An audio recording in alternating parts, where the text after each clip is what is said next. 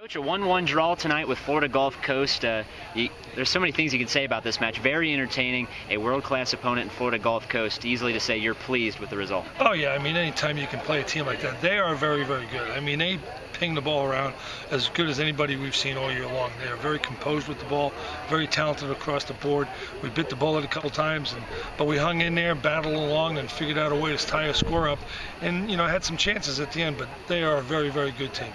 Very physical team at that too. A lot of times things got a little questionable on the field. A lot of hot exchanges, if you will. But I think just the competition really coming out in both teams. Anytime you play a sport where people are kicking things, there's going to be tempers. And to their credit, they control themselves and we control ourselves. I mean, that's the way the game is played, and I appreciate the way they play and what they've done. And hopefully, during this transition, as I told the coach after the game, you're the people we want to be like. Don't know if we'll be like that, but they're the people where everybody's going to shoot for. So it's a very entertaining game. If win, lose, or draw, I think it was fun to watch. Early on in the game, it seemed like Florida Gulf Coast was trying to bring the ball to the near side at Yao Adai, and he really answered the bell and played really well, especially in that first half. He did some nice things.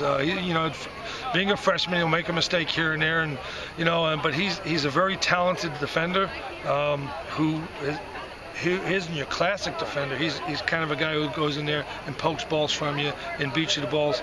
But he's done a really nice job for a freshman. Ian O'Reilly came into the match in the second half, did some things not only defensively, but as well as offensively. A big lift for the team off the bench. Ian's just coming off of an injury, and he just passed his fitness test during warm-up. And if he hadn't passed it, he wouldn't play tonight because he's coming off of a hamstring injury. But Ian is a gamer. He can tackle, he's good in the air, and that's the reason why Jeff decided to put him up top, so as a target to occupy the two center backs, and he made some things happen. So I'm really pleased with him getting back on the field because we need it. Michael, a big result tonight, a 1-1 tie with Florida Gulf Coast. You guys played really well. A very physical team, but it seemed like you guys matched up very well against them. How did you guys get the result? Coach told us they were going to come out playing hard the whole time. We've been hearing nothing about how good they were. People have been comparing them to Akron to us and stuff, so we knew it was going to be a good game. We just gave it our all as usual. Now, you won the foul that resulted in the goal being scored out here toward near midfield. Danny Laird, of course, took the free kick. Describe what happened inside the box. It seemed just like a kind of a crazy runaround, and Kevin Walker got on the end of it. People everywhere. I saw the ball go up, and I don't know remember if the ball bounced yet or not, but I saw Walker go up and just head it, and then went past the keeper. Fortunately, it went in. Now, you're a captain this year, a senior, one of the few seniors on this squad, which features 23 new players, 15 freshmen. What's it like for you serving in a leadership role for the first time in your career? It's fun. We have so many young kids that hopefully are one day all here when they're still seniors and taking charge. So I'm just hopefully leading them so they can build a foundation on the first year D1. A 1-1 result against Florida Gulf Coast, but before we talk about that, a couple weeks ago you were named Atlantic Sun Co-Player of the Week for your efforts against Belmont, a late game-winning goal. Pretty big honor for you, especially as a freshman. Yes, it was. I wasn't even ready for it. I didn't know. It was off one goal, and it was my first goal of the year.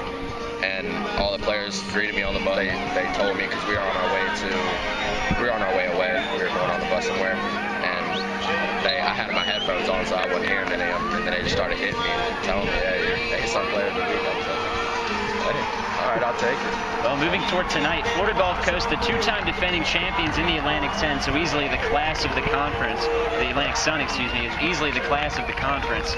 And you guys really took it, really held your own against them. A team that was favored to win by quite a few goals. You guys get a result, so obviously a big confidence booster for you guys going forward. Oh yeah, it was a live game.